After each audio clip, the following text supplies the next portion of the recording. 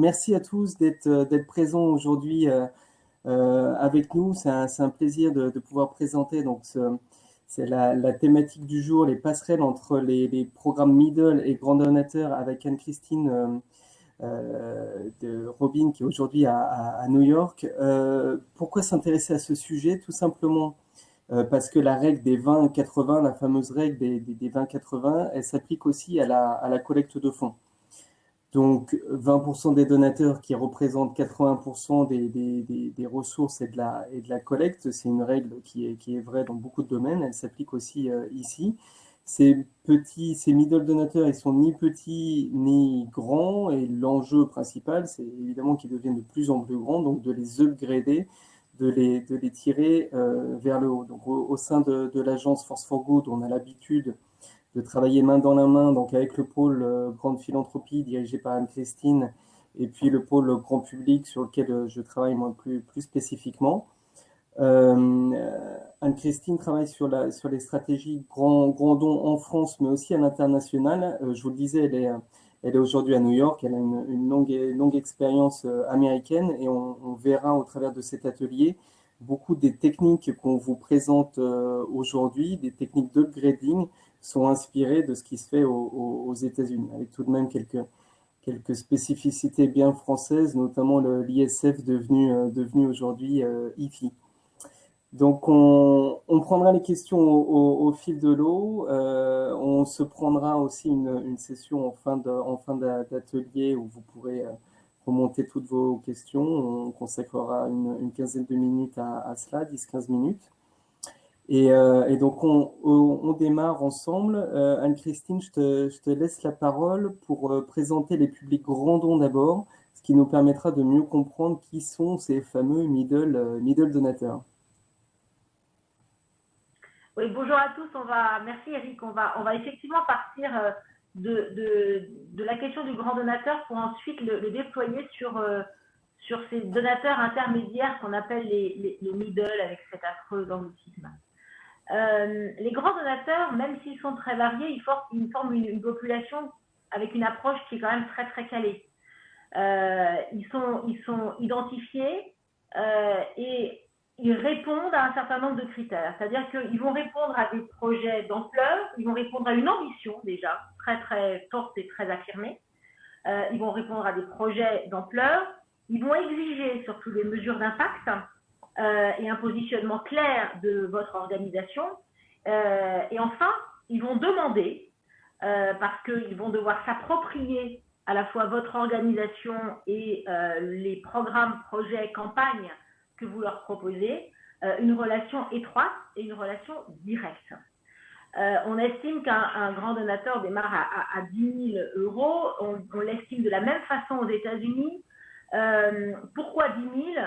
Dans certaines organisations, nos grands donateurs démarrent à 100 000, donc ça n'est pas du tout une règle, mais en dessous de 10 000, en revanche, l'investissement demandé par des personnes seniors sur ce rapport direct avec l'individu ou avec l'entreprise ou avec la fondation, eh bien, n'est plus rentable. Donc, on considère qu'en croisière, effectivement, un grand donateur démarre à 10 000 euros ou dollars ou pounds.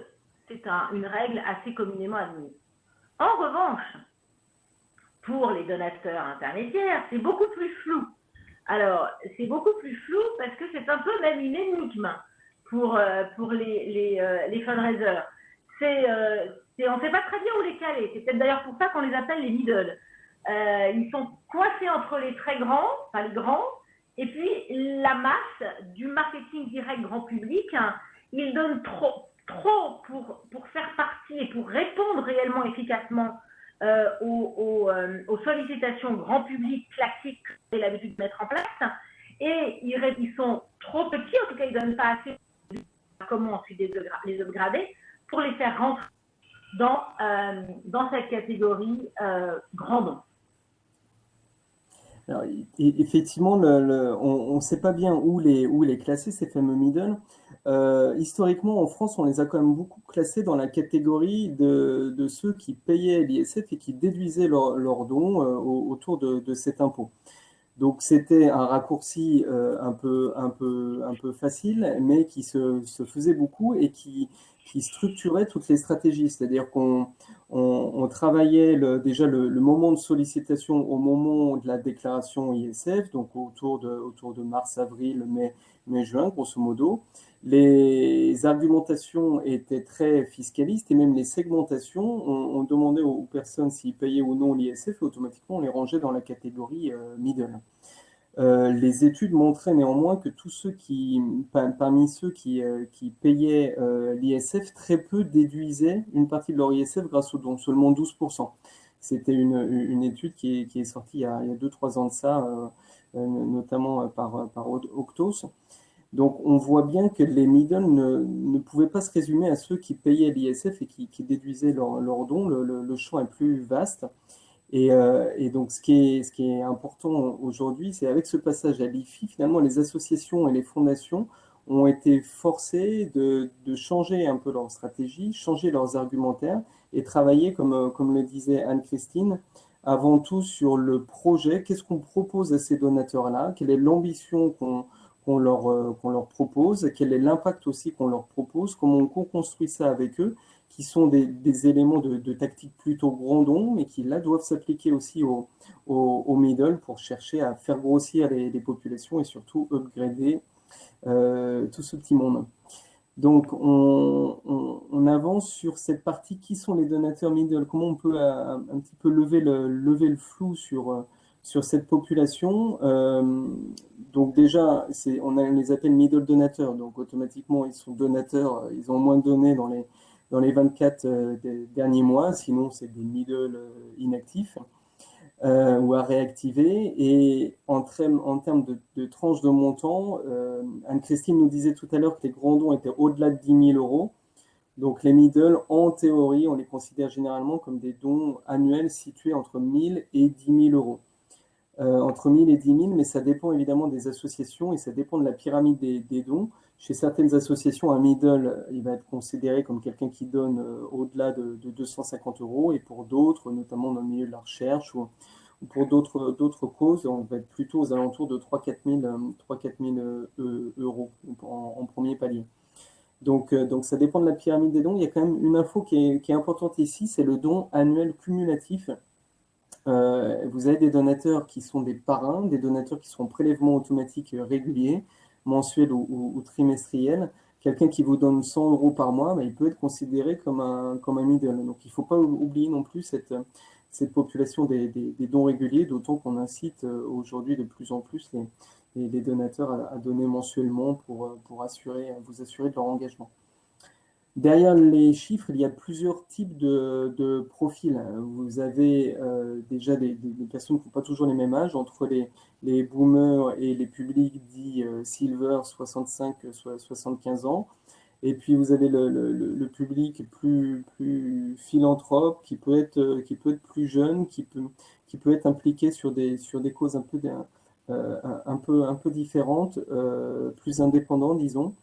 Et on a de manière générale derrière ces types de profils des types de médias, des types de comportements, des types de CSP qui ne sont pas tout à fait les mêmes, et même des types de métiers qui ne sont pas les mêmes. Typiquement, entre quelqu'un qui va être abonné aux Échos ou à Challenge, ou quelqu'un qui va être abonné à Notre Temps, ou quelqu'un qui va donner à Fondation de France ou Médecins sans frontières, on a derrière des profils CSP qui se dessinent, et donc il va être important pour chacune de vos structures de bien connaître, au-delà de l'historique de dons des personnes, à quoi ils s'intéressent, quels sont leurs médias de prédilection et qui sont exactement les donateurs que vous avez dans vos bases.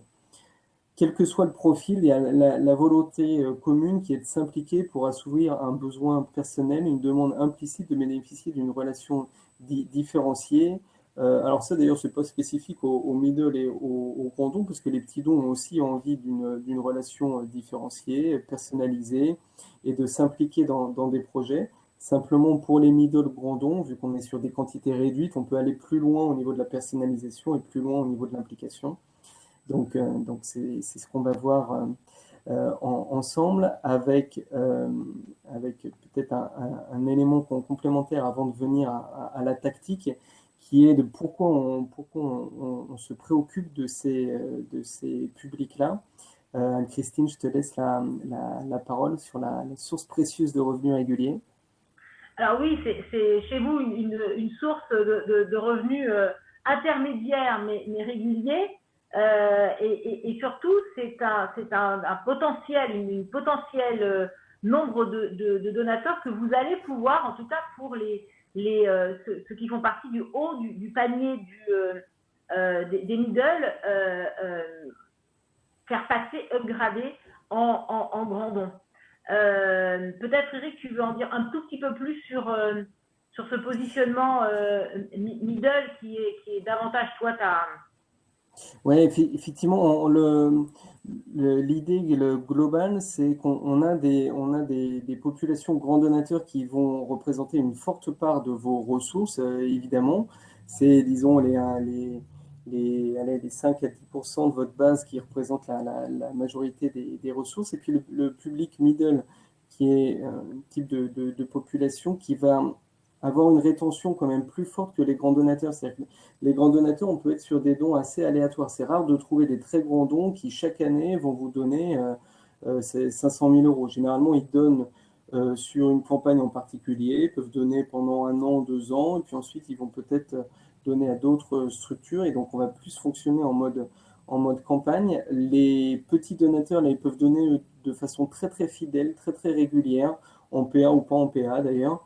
Et l'avantage du middle, c'est du coup qu'il se situe entre ces deux populations où on a un niveau de fidélité qui est quand même meilleur que chez les grands dons, et on peut réussir à leur faire donner de façon très régulière, de façon pluriannuelle, des sommes assez importantes. Donc on verra tout à l'heure comment. Et alors les middle aujourd'hui, est-ce qu'on peut en faire des grands dons des grands dons de demain? Évidemment, c'est possible, et c'est possible au travers de plusieurs techniques qui reposent d'abord sur un socle commun aux grands donateurs, un socle projet storytelling commun, puis ensuite on a des techniques qui vont de l'identification à un cycle de sollicitation qui permet d'upgrader les middle et de trouver les passerelles. Anne-Christine, je te laisse la parole sur le socle commun et le storytelling. Ouais. Effectivement, en fait, c'est vraiment une technique, c'est la technique anglo-saxonne classique. Hein. On part effectivement d'un socle grand donateur, qui peut le plus, peut le moins.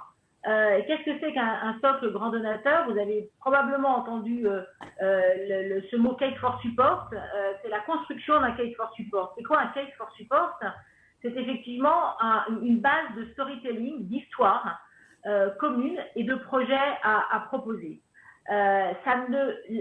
Votre campagne, et quel que soit le mode d'ailleurs que vous mettiez en place, que ce soit en mode campagne, c'est-à-dire très calé sur une durée déterminée, avec un certain nombre de projets, ou bien plus spécifiquement sur un seul projet pour vos middle, quoi qu'il en soit, ou quoi que vous décidiez comme stratégie d'approche projet ou campagne, il vous faudra présenter et passer par la même démarche que celle que l'on met en place pour les grands donateurs. C'est quoi cette démarche? C'est d'abord de travailler sur votre positionnement, sur votre ambition. Donc ça demande de réellement se poser. Il faut que vous récupériez déjà tout ce que vous avez pu faire sur le plan, le projet associatif, le plan stratégique que vous avez déjà pu travailler, le plan de communication que vous avez travaillé, qui généralement a entraîné un minimum de positionnement ou d'études de positionnement. Tout ça, si vous ne l'avez pas, il va falloir le travailler. Si vous l'avez, on récupère tout ça, et avec tout ça, on va rédiger ce que nous on appelle un manifeste, qui est une sorte de base qui présente votre organisation à ce jour et qui ouvre sur l'ambition de cette organisation, pas dans 20 ans, pas dans 50 ans, on n'est pas sur votre vision. On est vraiment sur, ok, on a fait tout ça pendant 10 ans, 15 ans, 20 ans. Aujourd'hui, on en est là. On a des mesures d'impact. On est capable de dire qu'on est capable de faire ça. On se projette sur les 2, 3, 5. Ça dépend un peu de de la séquence des projets des organisations les 5 prochaines années. Et à l'intérieur de ça, on va définir des programmes et des projets, ça dépend aussi comment vous travaillez, qui seront vos têtes de gondole, qui seront ce qui représentera le mieux ce que vous portez comme ambition. Et tout ça s'écrit, et s'écrit évidemment avec le soutien de réassurance extérieure qu'on va venir chercher et qui prouveront à votre donateur. Tout à l'heure, je vous disais qu'ils vont avoir besoin de s'approprier à la fois votre organisation et les projets que vous proposez. Eh bien, ça passera aussi par une réassurance de personnes extérieures, mais proches du sujet, qui vont être capables de témoigner pour vous et de dire oui, eux, X, Y, Z, ils sont vraiment bons pour porter ça. Et donc, je leur fais confiance. C'est comme un investissement. Le middle réagit de la même façon.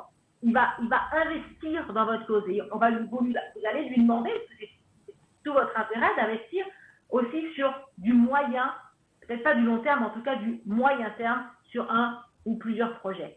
Donc, ça se construit exactement de la même façon. Nous, on a l'habitude de le faire en séminaire. On peut le faire sous différentes façons. L'expérience nous montre que faire des études de faisabilité par interview, c'est très bien, mais ça prend du temps.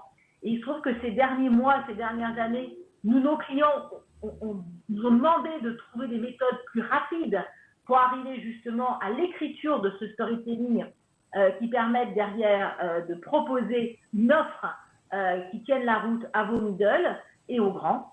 Et on a bâti donc un séminaire qui permet à la sortie de ce séminaire d'arriver à ce fameux Case for Support. Alors, 2 exemples à la suite pour illustrer ces fameuses passerelles Grandon et Middle. Anne-Christine, d'abord l'exemple d'Asmae, l'association de Sœur Emmanuel. Alors, Asmae, c'est un bon exemple. Ça a d'abord été un client en grand public, donc petit donateur. Marketing direct, beaucoup. Marketing direct classique, mais petit donateur, puis en middle et en grand. Et en fait, à partir du moment où on a attaqué le grand, on a géré le grand avec le middle.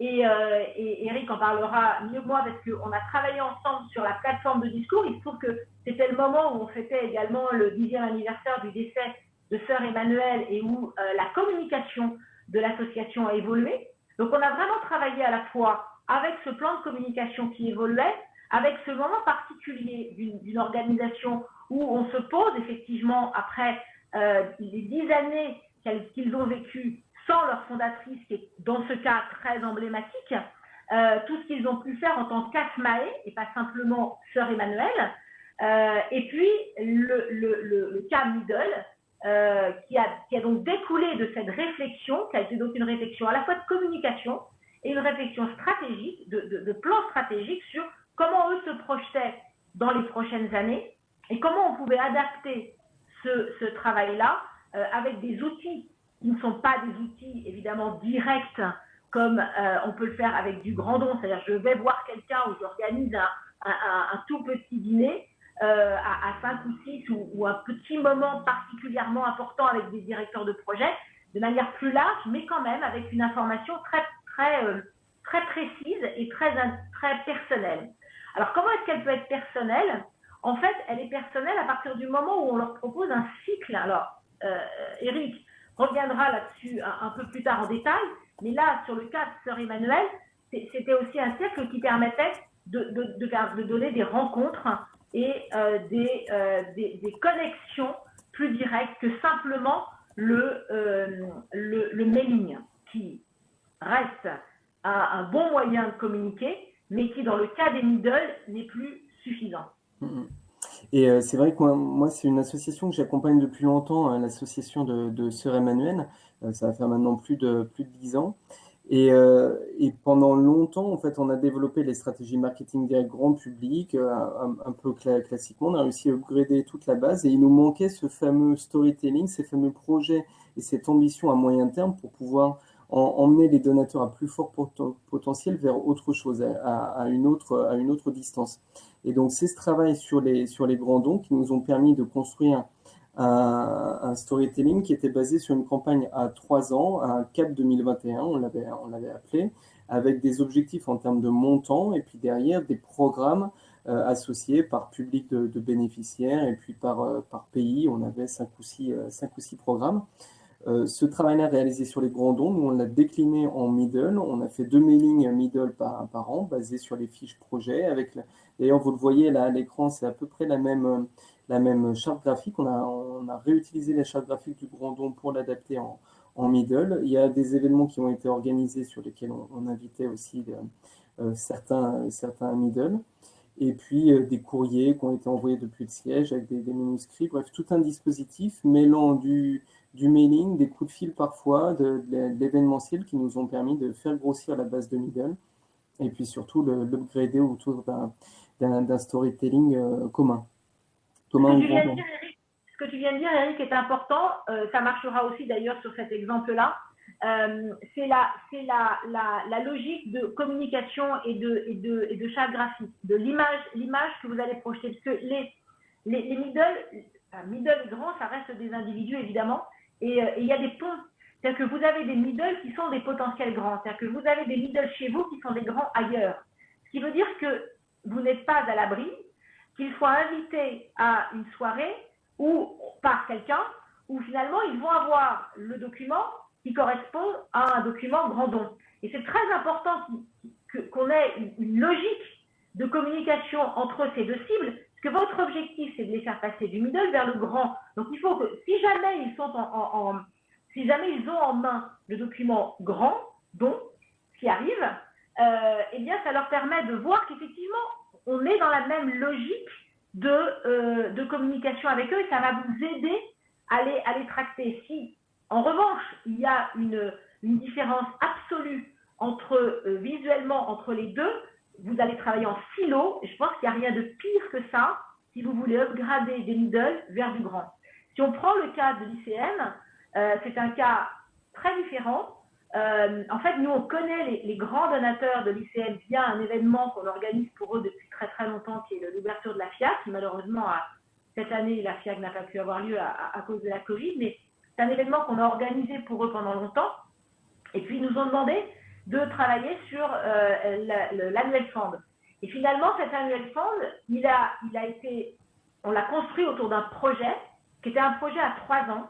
Donc, l'appel à dons était sur une partie de ce projet, mais la présentation, à nouveau, l'ambition était clairement explicitée.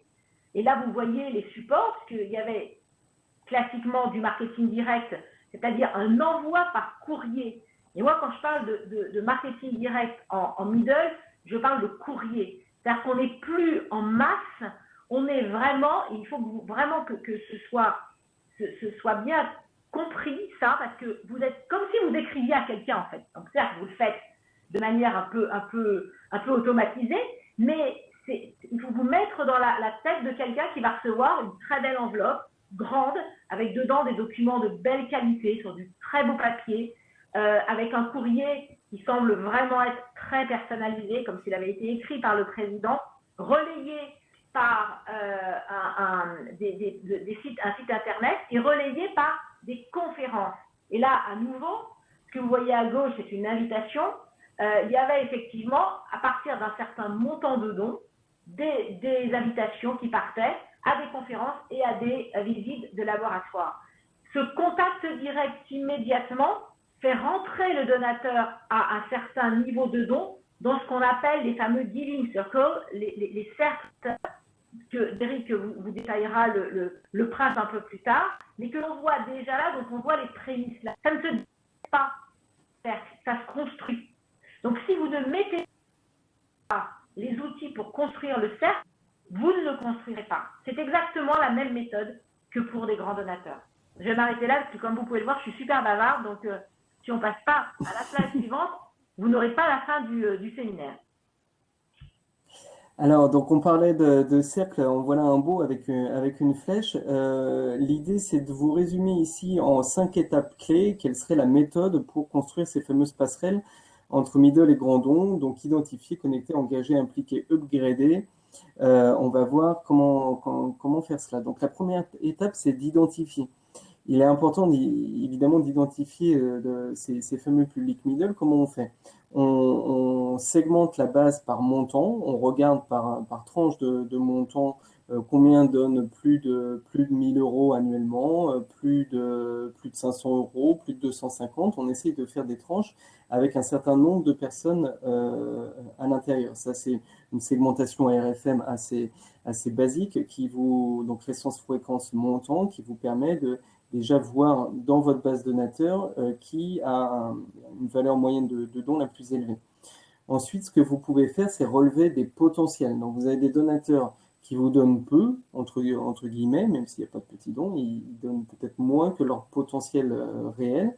Et ce fameux potentiel réel, on le trouve en faisant des topages sur des fichiers haut revenu de type caviar ou en réalisant des scores Octos. On peut aussi faire des topages avec des fichiers comme le Wozoo. Ça permet de voir au sein de votre base de données s'il n'y a pas des pépites qui se cachent.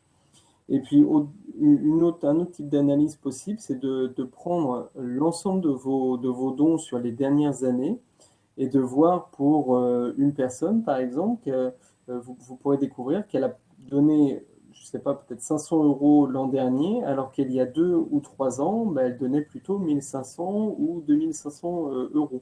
Donc, son potentiel de don est plus important que ce qu'elle donne aujourd'hui. Donc, typiquement, vous pourrez là aussi créer un segment de potentialité pour ensuite être traité différemment en termes de cycle de sollicitation et d'information. Ici, alors c'est peut-être pas très visible sur vos écrans. Ce que vous voyez, c'est un client A qui est une association et un client B qui est aussi une association avec ces fameuses tranches de montant. Donc les dons de 0 à 100 euros, de 100 à 250, de 250 à 1000 et de plus de 1000 euros. Et en fait, on vous présente ce tableau parce qu'on voit bien là que l'association dite A, elle a seulement 71 donateurs de plus de 1000 euros qui représentent 316 000 euros sur sa collecte. Tandis que l'association B, elle a 3000 donateurs de plus de 1000 à 8 millions d'euros. Donc, au global, évidemment, le client B a moins de donateurs que le client A. Si vous regardez le nombre de donateurs, l'association B en a 156, là où l'association A en a 204. Donc, il y a moins de donateurs, mais par contre, leur valeur est plus importante. Donc, il est important là de bien marier les deux types de stratégies, un grand public, petit don, middle don et grand don pour peut-être la volatilité entre guillemets supérieure qu'ont les grands dons par rapport aux autres, mais il n'en reste pas moins qu'évidemment avoir des plus gros donateurs, hein, ça tombe sous le sens, ça rapporte beaucoup plus, donc il faut concentrer l'effort sur ces publics-là en particulier. Alors, donc, une fois qu'on les a identifiés, il faut se connecter à eux. Oui, la connexion, on en a déjà un peu parlé, mais c'est vraiment très très important. On voit bien qu'effectivement le simple courrier, même bien fait, reçu dans une boîte aux lettres, ne suffit pas. Et il faut passer à des techniques de contact direct, mais pour lesquelles vous allez vous adresser à plusieurs, parce que vous ne pourrez pas, étant donné la masse de donateurs que vous avez en middle, utiliser les techniques classiques de rendez-vous que l'on peut faire avec les grands dons. Donc, comment faire? Eh bien, en fait, on a aujourd'hui des outils qui permettent de faire ça. Alors, vous avez des outils technologiques. Quand vous enregistrez un message important de quelqu'un qui porte un des projets ou le projet, c'est pas forcément quelqu'un de votre board, hein, c'est pas quelqu'un forcément de votre conseil d'administration. Ça peut être un porteur de projet. Ça peut aussi être un donateur, voire un grand donateur. Vous l'enregistrez, vous l'envoyez. Vous l'envoyez sur les téléphones, vous l'envoyez sur les réseaux, vous l'envoyez sur. Mais le téléphone marche bien. Le téléphone, il n'y a pas plus personnel qu'un téléphone. Quand vous recevez un lien sur votre téléphone, vous avez l'impression, globalement, surtout si c'est l'organisation à qui vous donnez, qui va vous donner une information personnelle. Donc en fait, ces petits trucs-là, tout ce qui va permettre à votre donateur, mettez-vous à la place de votre donateur, tout ce qui va lui permettre de se sentir unique et qui va vous demander à vous le moins d'efforts, c'est-à-dire qui va vous permettre de le diffuser largement, mais qui sera reçu comme étant une information individuelle, exactement comme un courrier, sauf que là, évidemment, on passe à l'étape supérieure, c'est-à-dire au réseau connecté, que ce soit téléphone ou autre. Premier point. Deuxième point, c'est de donner des contreparties de type grand donateur, c'est-à-dire d'inviter effectivement à des moments d'échange qui peuvent être virtuels ou de visu, mais c'est vrai que ces derniers mois, on a quand même dû beaucoup développer le virtuel. Et ce sont des moments où, vous, clairement, vous invitez peu de gens. Donc, vous faites à nouveau partie de petits cercles. Et là, vous les invitez en petit comité à échanger avec quelqu'un qui est représentatif de l'ambition et du projet que vous leur avez communiqué. Et ça, c'est vraiment les deux grands points importants. Et puis le dernier point, mais à nouveau, c'est ce que j'en parlais tout à l'heure avec, je crois, le cas Asmae, ça ne se décrète pas, ça se construit. Ce sont les fameux cercles où effectivement, peu à peu, en créant des cercles de niveau, vous allez pouvoir segmenter cette fameuse base, mais là sur le niveau de proximité que vous allez donner à ces différentes personnes.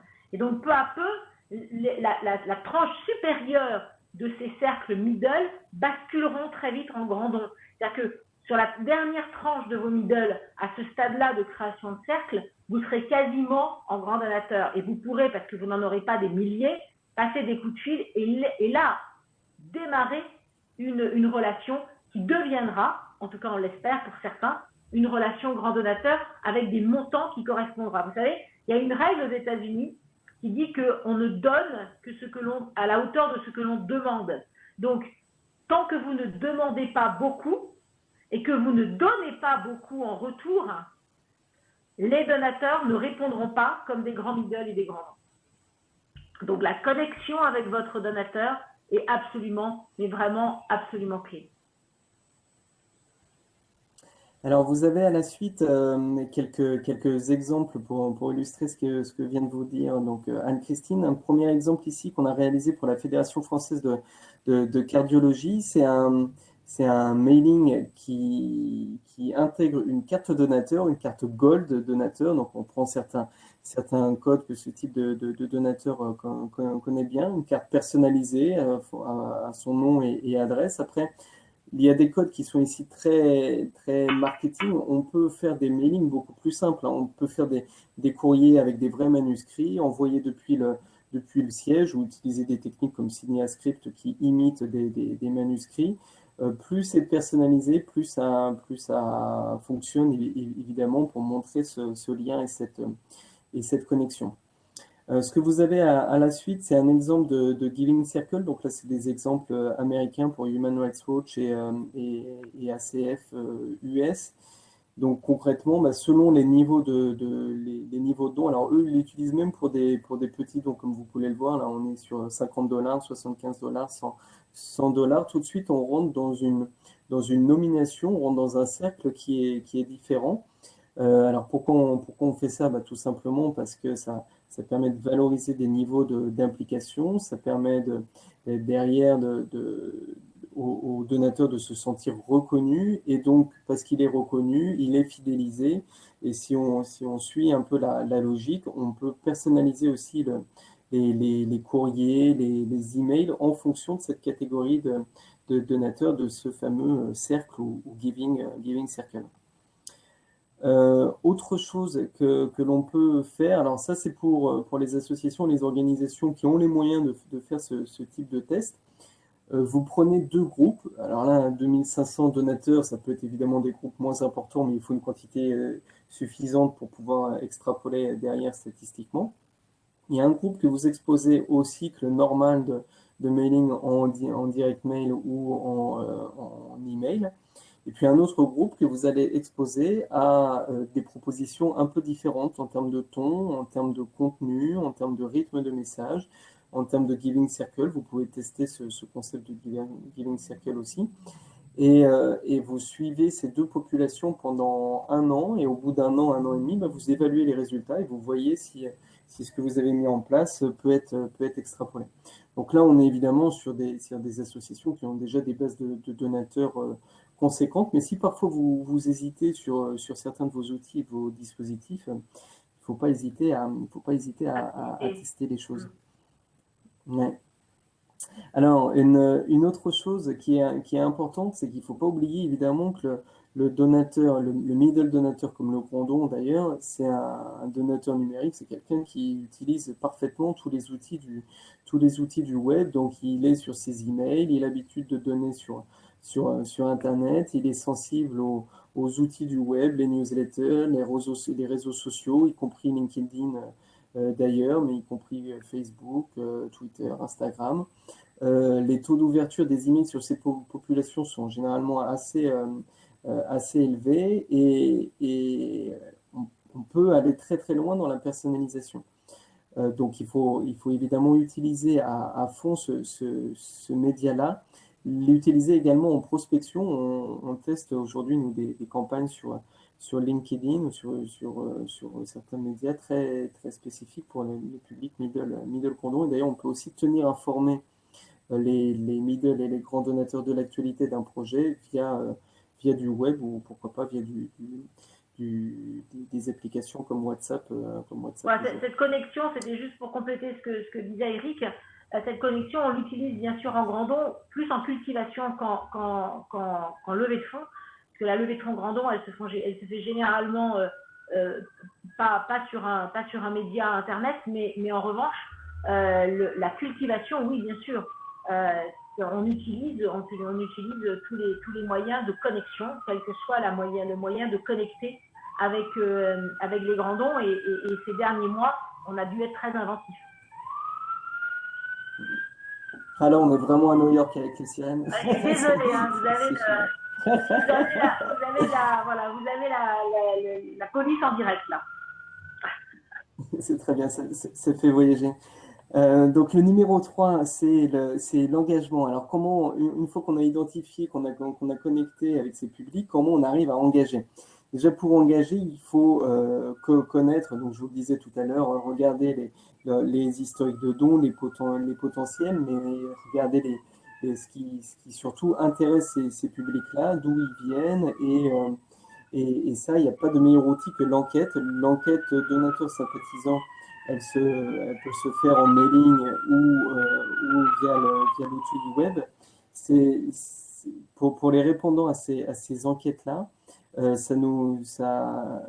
simple fait de répondre à l'enquête, c'est une forme d'implication, et les informations sont très riches. Comment ils ont découvert l'asso, qu'est-ce qui les motive au niveau des projets, est-ce qu'ils ont des projets favoris, est-ce qu'ils donnent à d'autres structures, qu'est-ce qu'ils pensent des outils qu'on leur propose, et est-ce qu'ils sont prêts à nous soutenir davantage, peut-être par une libéralité, peut-être en augmentant la valeur de leur don, ou en parlant de l'association à leur entreprise. Donc l'enquête, c'est important. Engager, c'est vraiment important. Là, j'ai les pompiers maintenant, donc voilà. Engager, c'est vraiment très important. Donc, comme vous pouvez l'entendre, je suis à New York et j'ai participé à un gala virtuel il y a la semaine dernière. Et en fait, au moment où j'ai acheté ma place, que j'étais à une place qui m'était proposée, tout ça virtuellement bien sûr, qui m'était proposée par un des grands donateurs de l'association, j'ai reçu un courrier email immédiatement, mais je dirais dans l'heure qui a suivi mon inscription, me demandant ce qui pour moi était important dans ce qu'il faisait. Donc m'engageant déjà, j'avais acheté une place, d'accord, mais là on m'engageait à me prononcer sur ce qui était important ou pas important pour moi dans l'ambition que portait l'association. Cet engagement, il est absolument clé, il est très important. Ce qu'il pense de vous, ce qu'il pense de ce que vous faites est important. C'est pas pour ça que vous allez changer ce que vous faites, mais c'est important que vous écoutiez ce qu'ils ont à dire dessus. Vous êtes ce que vous êtes. Il n'est pas question de faire en sorte de leur plaire, mais en revanche, il est important d'avoir leur retour sur la manière dont vous leur avez présenté et ce que vous faites, vous, en tant qu'organisation. Donc, l'engagement, il est absolument clé sur du middle si vous voulez les upgrader en grand don. Et alors, l'implication se joue aussi en proposant différentes formes de soutien à ces middle et grands dons. Typiquement, des mailing projets, tout ce qui est co-construction, tout ce qui est affectation des fonds et parrainage, c'est quelque chose qui est apprécié. Dire à vos donateurs, ben voilà, on a un projet on a une grande ambition à 3 ans. Nos projets, nos programmes sont ceux-là. Vous pouvez choisir d'affecter vos dons plutôt à tel projet ou à tel autre. Vous pouvez même proposer des idées pour qu'on configure le projet plutôt comme ci ou comme ça. Et vous pouvez éventuellement vous engager, ce qu'on appelle les plan gift, enfin c'est des programmes de parrainage, sur une durée de soutien. C'est-à-dire vous donnez pendant 2 ans, pendant 3 ans, tel montant, et c'est un engagement qui est fait. Ça, c'est quelque chose qui en termes d'engagement, fonctionne très très bien. Quelque chose qui fonctionne bien aussi, c'est le matching gift, c'est dire aux donateurs, bah, on a nous un grand don ou une entreprise, c'est souvent des entreprises, mais ça peut être aussi des grands donateurs qui s'engagent à doubler la valeur de vos dons à hauteur de tel palier. C'est quelque chose qui fonctionne très bien, en particulier chez les middle qui donnent 1000, ils savent que ça représentait de 2000, c'est un argument qui fonctionne aussi chez les petits, mais qui fonctionne très bien chez les middle. Alors, juste pour compléter ce que tu viens de dire, Eric, sur les engagements à moyen terme, c'est-à-dire sur plusieurs années, bon, ils vont vous faire un don, ils vont vous faire des promesses de dons à 2 et 3 ans. Évidemment, ces promesses de dons, l'expérience montre qu'elles vont au-delà de la promesse à partir du moment où les mesures d'impact sont données régulièrement et que les rapports d'activité année après année, et donc là le lien, la connexion à nouveau avec le donateur est bien réalisé.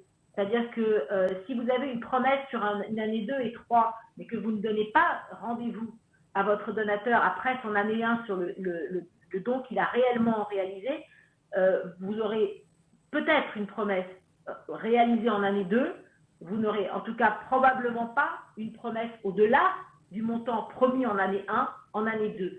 Alors que quand vous faites des mesures d'impact, d'action que vous avez mis en place, quand vous donnez des rendez-vous réguliers sur l'évolution du projet, qu'il soit bon ou mauvais, à aucun moment un donateur ne vous reprochera de changer, de faire évoluer votre projet. Il vous reprochera de ne pas le prévenir de l'avoir fait. Donc, ce rapport-là, il faut vraiment le mettre en place de manière à ce qu'effectivement, les promesses de 2e et de 3e année se transforment en dons et en dons supérieurs. Alors, le point numéro 4 de la stratégie, de la tactique, c'est d'impliquer et valoriser en événementialisant, je ne sais pas si c'est très français événementialisé, mais tout ce qui est la question des invitations et des événements pour engager et impliquer encore plus ces donateurs. C'est une question qui est particulièrement forte aujourd'hui en temps de Covid. Nous, on a eu des modifications, comme vous pouvez bien l'imaginer, de tous les plans d'événementiel de visu que nous pouvions avoir entre le printemps 2020 et cet automne 2020. C'est pas pour ça qu'il ne faut pas lever des fonds. C'est pas pour ça que les besoins en fonds, évidemment, restent les mêmes. Ils sont même plutôt plus importants. Donc, il a fallu changer notre fusil d'épaule. Il a fallu inventer un événementiel qui est un événementiel moins classique que ce qu'on avait l'habitude de faire avant, qui était quand même, pour beaucoup, de la soirée qu'on appelle gala, qui est plus ou moins... qui ressemble plus ou moins à gala, mais qui est quand même entre 150 et 300 personnes dans une seule pièce, avec un dîner, des intervenants. Donc voilà, ce modèle-là, aujourd'hui, on ne peut plus le mettre en place. En tout cas, on peut très difficilement le mettre en place. Donc, on met en place d'autres événements. Qu'est-ce que ça veut dire? Un événementiel, c'est simplement quelque chose qui se passe autour de votre projet. Cet événementiel, il peut être d'ampleur, comme une exposition. Nous, on en met beaucoup en place, parce que ça permet justement d'avoir des flux de gens, d'avoir de l'information, d'avoir des moments d'échange, mais sans avoir une population importante statique à l'intérieur d'un espace. Et puis, c'est aussi des petits moments. Et en fait, on peut éclater des gros événements en petits événements et faire de l'événement de cultivation en virtuel suivi par des coups de fil ou des rendez-vous en individuel. Et en fait, c'est cette méthode que nous mettons en place là depuis maintenant 6 mois pour du grand don. Vous pouvez en adapter, on va dire 80% pour du middle. C'est de l'événementiel qui sera à la fois de cultivation et ou de levée de fonds. Les middle réagissent mieux à l'Internet sur du don que du grand don. C'est une très bonne nouvelle pour vous, parce que ça veut dire qu'effectivement, on pourra avoir de l'événement middle de cultivation suivi d'une action de levée de fonds directement sur le même vecteur, qui est plus compliqué quand on parle de très gros montants. Mais cette évolution, en fait, que la crise actuelle nous a obligés à faire en accéléré, elle commence maintenant à s'établir. Et les galas, je vous disais, je participais la semaine dernière à un gala virtuel, c'était clairement un gala de cultivation, c'est-à-dire que la levée de fonds avait été faite avant et elle sera faite après. On était sur du grand don, on était vraiment avant et après. Mais ce moment d'échange, ce moment où ils sont venus nous parler, alors en virtuel, ce moment où on a eu accès à, là en l'occurrence, Hillary Clinton était en live, c'est des moments d'échange, c'est des moments de partage sur une ambition, sur un projet particulier. Donc ça, on peut le garder, et ça, on doit le garder. On ne doit surtout pas changer ça. On doit juste, en ces temps, en tout cas actuellement, le faire évoluer, mais continuer à impulser, à valoriser le donateur, à rencontrer le donateur et donc à l'engager. Alors, le dernier élément, c'est le dernier objectif, c'est le fait d'upgrader, évidemment, et au travers de l'upgrade, il y a les techniques un peu habituelles. Quand on envoie des courriers d'appel à dons, on va personnaliser les grilles de montants. Même chose d'ailleurs en emailing, qui contribue à upgrader les bases. Peut-être proposer aussi des projets et des équivalences de dons un peu différentes pour ces publics. Là, on a choisi pour finir de focaliser sur l'outil téléphone. Alors, data et téléphone au service de la relation. Pourquoi on parle de la data? Parce que c'est toujours la question d'abord du ciblage, voir quels sont les publics à plus fort potentiel en termes de segmentation. On les extrait. Ensuite, on détermine le bon moment pour les appeler. Alors là, typiquement, Anne-Christine parlait du Covid. Bah, pendant la période de Covid, nous, ce qu'on recommandait à nos clients, c'était d'appeler leurs meilleurs donateurs déjà pour prendre de leurs nouvelles et leur raconter ce que, à notre tour, ce que faisait l'association, comment elle configurait ses projets dans cette période. Et c'est des appels qui ont été très, très appréciés et qui ont derrière déclenché du soutien parce qu'il y avait ce lien relationnel. Et pourquoi le téléphone? Parce que c'est un média qui est immédiat, qui est chaud. C'est pas toujours facile d'avoir les numéros de téléphone, donc il faut enrichir en numéros votre base. Il y a des techniques pour cela, mais c'est un outil quand même efficace en termes de lien. Donc il faut savoir qui l'on appelle, à quel moment on appelle, avec le bon argumentaire, et qui fait les appels. Dans le cadre d'une association qu'on a accompagnée, SOSL, nous, on coachait, on avait rédigé l'argumentaire pour des membres du CA qui décrochaient directement leur téléphone. Ça peut être les équipes de la direction collecte qui passent ces coups de fil. Ça peut être des bénévoles aussi qui sont formés pour ça, où vous pouvez vous appuyer sur des externes. Nous, on travaille avec certains consultants qui passent ces coups de fil ou avec des plateformes télémarketing. Dans tous les cas, il est très important de bien utiliser ce média téléphone parce que même, je vous parlais tout à l'heure des enquêtes de donateurs, même pour cet objectif-là, pour mieux connaître vos donateurs, il y a aujourd'hui pas de meilleur outil que le lien direct par téléphone. Donc voilà pour les 5 piliers et pour ce socle commun. Nous, chez Force for Good, vraiment, ce qui fait peut-être la différence ou ce qui est nos plus fortes convictions, c'est cette question du socle commun, du storytelling commun, des projets en commun.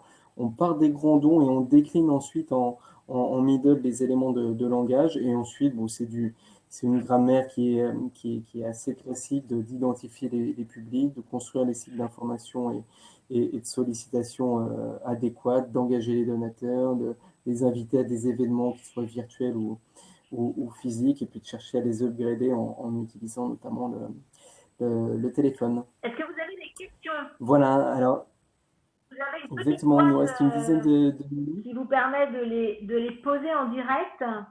Il nous reste un peu moins de 10 minutes. Donc, si vous avez des questions, c'est le moment de les poser. On sera absolument ravis d'y répondre en direct.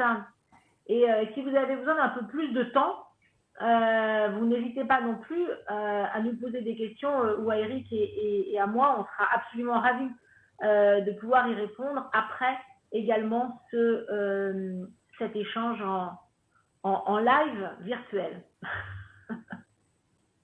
Je ne vois pas de questions, Eric, à moins que moi, c'est à mon... Non, moi je vois pas de questions non plus pour le moment. Une petite info complémentaire, on a la présentation qui peut être téléchargée à droite. Vous voyez un bouton, télécharger la présentation si vous voulez récupérer le PDF. Et puis en toute fin de session aussi, vous ouvrirez une petite enquête. C'est 3-4 questions sur ce que vous avez pensé de cet atelier pour nous aider à améliorer les prochains. Et on a une question de Mélina. Combien de rendez-vous en moyenne par an conseilleriez-vous? Alors, combien de rendez-vous? Je suppose que vous parlez des événements, et combien d'événements organisés. Ça, Anne-Christine, c'est assez variable. Il peut y avoir un petit événement très trimestriel quand il s'agit d'événements virtuels, notamment du type webinar. Et souvent, il y a un gros événement annuel quand c'est des événements en physique. C'est le rythme Alors, un peu classique. Ça dépend aussi des ressources pour organiser disponibles pour organiser ces événements. Ça dépend de ce que vous appelez événement. Effectivement, en événement d'importance, on est effectivement souvent à 2, 3 maximum par an. En revanche, en événementiel, c'est-à-dire quelque chose qui active la relation, là, on peut être beaucoup plus, on peut être presque aussi souvent que des posts. C'est plus vous allez créer de cercles vers lesquels vous pouvez communiquer une information, une news de votre organisation qui correspond à l'ambition et au programme à nouveau que vous avez donné, le mieux c'est. Donc, tout dépend de ce que vous appelez de l'événementiel. Si effectivement c'est de l'événementiel type dîner ou type conférence ou type table ronde ou type exposition, là, on est généralement sur 2 par an, 3 parfois, quand il y a un moment particulier de communication. Ça dépend complètement de l'agenda de votre organisation. Si vous fêtez un anniversaire, ce n'est pas du tout un moyen de lever des fonds. Mais c'est une occasion de communiquer, en revanche. Donc, ça n'est en aucun cas un sujet de levée de fonds, mais c'est une bonne occasion de communiquer. Donc là, parfois, vous en rajoutez un. Voilà, donc c'est très, très variable. Mais en revanche, mettre un cycle, c'est s'obliger à avoir des news régulières vers vos middle de la même façon que nos comités de soutien en grand don décrochent leur téléphone vers leurs donateurs potentiels quand il y a une news à annoncer ou quand il s'est passé quelque chose dans l'association. Ça, c'est vraiment important et ça dépend complètement de votre rythme. Mais ça s'automatise. Voilà.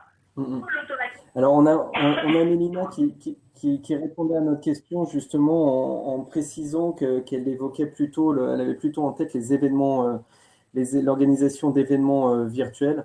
Alors, c'est quelque chose qui valorise beaucoup les donateurs. Si vous avez les capacités, les ressources budgétaires et humaines pour en organiser 3 ou 4 par an, 4 par an, 1 par trimestre, c'est vrai que c'est probablement le bon rythme. On a une autre question d'Anne-Marie concernant le travail de segmentation. Donc, dans le travail de segmentation des dons annuels, écarte-t-on le parrainage régulier? Ne prend-on en compte que les dons complémentaires? Et donc, on n'écarte pas en fait les parrains réguliers. on considère middle donateur des gens qui vous donnent une certaine somme par an et vous regardez en fonction de votre pyramide de dons à quelle somme votre base correspond. Pour nous, des parrains réguliers comme des donateurs mensuels ou trimestriels réguliers peuvent être aussi des middle. Ils peuvent vous donner jusqu'à 500, 700, 1000, 1500 euros par an. Et c'est pas parce qu'ils sont en parrainage régulier qu'il faut quelque part les traiter plus mal, entre guillemets, que des donateurs middle ou grand don. Au contraire, c'est des donateurs qui sont très fidèles et qui d'ailleurs à moyen long terme pourront faire peut-être des libéralités à votre profit. Donc on les écarte pas de ce segment. Il y a une question sur le travail en silo entre les départements Grandon et Middle. C'est un peu le même travail en silo entre les départements développement et levée de fonds et communication. Finalement, le séminaire, c'est un bon moyen. C'est une demi-journée ou une journée où vous faites travailler tout le monde. C'est-à-dire que vous invitez les deux services et vous faites un travail commun. Il faut partir d'une base commune. C'est ce qu'Eric disait tout à l'heure. C'est ce qu'il y a de plus efficace. Quand on ne peut pas le faire, on ne peut pas le faire, mais honnêtement, c'est vraiment ce qu'il y a de plus efficace. Donc, on sous-estime pas du tout la difficulté, parce qu'on la rencontre assez souvent, de ce travail qui peut effectivement avoir été organisé en silo à un moment où ça avait du sens. C'est vrai qu'aujourd'hui, les thématiques, les ponts sont de plus en plus importants, et puis les techniques de segmentation, il faut qu'aujourd'hui on se rende compte qu'entre les potentiels middle qui sont les potentiels grands qui sont en fait peut-être des middle avérés chez vous, vous perdez en efficacité en étant vraiment en silo. Donc le fait de faire un séminaire et de réfléchir ensemble à un socle commun, c'est souvent un bon moyen de démarrer quelque chose. Si après vous déclinez le socle de manière séparée, c'est moins grave que de faire tout de manière séparée. Mais au moins, vous partez d'une base commune. Voilà, c'est ce que je dirais là, ne sachant pas exactement si c'est faisable ou pas, mais en tout cas, c'est une question importante pour vous. On pourra y répondre plus précisément en comprenant vraiment mieux ce qui se passe dans votre organisation. Puis il y a une autre question de Benoît sur les messages SMS et WhatsApp. Ouais, alors, moi, je peux y répondre en tout cas pour les grands dons. C'est hyper efficace. Bon. Nous, nos grands donateurs, l'expérience montre si certains regardent leurs emails et certains même créent des comptes spécifiques pour la campagne, parce que sinon c'est noyé dans leurs emails ou pro ou perso, qu'ils ne regardent d'ailleurs pour certains plus. En revanche, leur téléphone, ils regardent toujours. Donc oui, les groupes WhatsApp et les groupes et les SMS, si tant est qu'ils soient bien écrits, envoyés au bon moment, suivis parfois avec des liens, etc., sont des bons moyens de communication pour du grand. Donc, ils le sont aussi pour du middle. Mais là, il faut que dans votre base, vous ayez des bases super à jour avec les numéros de téléphone. Ouais, ça, c'est pas toujours facile à trouver, même après de l'enrichissement, sachant qu'en termes de sollicitation de donateurs, pour les publics middle comme pour les grands, ça fonctionne bien pour informer, pour garder le lien avec ces donateurs. En termes de sollicitation dons, l'efficacité reste encore à prouver, c'est-à-dire envoyer des liens qui pointent vers la page de dons. Ça fonctionne mieux quand même en cultivation et en information qu'en sollicitation dons. Parce que pour le moment, les donateurs ne sont pas trop habitués à ce média, mais bon, en même temps, ça coûte pas grand-chose de le tester, parce que ça coûte pas grand-chose tout simplement d'envoyer des SMS et des messages sur WhatsApp. WhatsApp étant comme Messenger, d'ailleurs, relativement peu usité pour le moment, donc n'hésitez pas à aller sur ces plateformes. Louis Casmajo, bonjour Louis. Conseillez-vous de passer du middle don en don ponctuel en parrainage régulier plus upgrading? Donc du middle don en don ponctuel en parrainage régulier plus upgrading. Donc c'est vrai qu'il y a des cycles, un peu théoriques classiques, hein. Je commence par un premier don ponctuel pour tester l'eau quelque part, et puis ensuite ce que m'envoie l'association, l'accueil qu'elle me réserve me plaît, donc je redonne. Et ensuite, on me propose de passer au don régulier ou au parrainage régulier, donc je passe en parrain régulier. Et puis, c'est là où c'est important. Quand on est en parrain régulier, il ne faut pas oublier l'upgrading. C'est pas parce que votre donateur est parrain régulier qu'il ne faut pas continuer à le solliciter en don ponctuel et en même temps à lui proposer à intervalles réguliers justement d'upgrader un peu sa valeur de don. Ce qui fonctionne bien, c'est au fur et à mesure du cycle de vie de donateur, on s'adapte tout simplement. On a un panel d'offres qui est grosso modo celui que je viens de décrire. Et en fonction de l'historique de don, et ben on va lui proposer ces offres en particulier, c'est-à-dire l'étape au-dessus, l'échelle au-dessus. Donc quelqu'un qui donne un don important de manière ponctuelle, on peut lui proposer un don régulier sur un don mensuel relativement élevé. Quelqu'un qui est en parrainage régulier, on va lui proposer un don ponctuel exceptionnel ou d'upgrader son don. Alors, on a ensuite une question de Charlène. Bonjour Charlène, merci pour la présentation. Préconisez-vous le même cycle avec de potentiels middle qui sont dans la base depuis des années, qui n'ont pas vraiment été cultivés et dont on a vu les dons diminuer? Alors, la question du choix du cycle, c'est vrai ce qu'on vous a présenté là, c'est ce qui est bien de faire de manière un peu théorique. Après, on regarde pour chaque association ce que le donateur a reçu jusqu'à maintenant, à quel cycle d'information d'ailleurs et de sollicitation il a répondu, et en fonction de ça, on adapte. En fonction de ça, et puis du budget aussi, hein, tout simplement, parce que en fonction de vos budgets, vous ne pourrez pas forcément tout faire.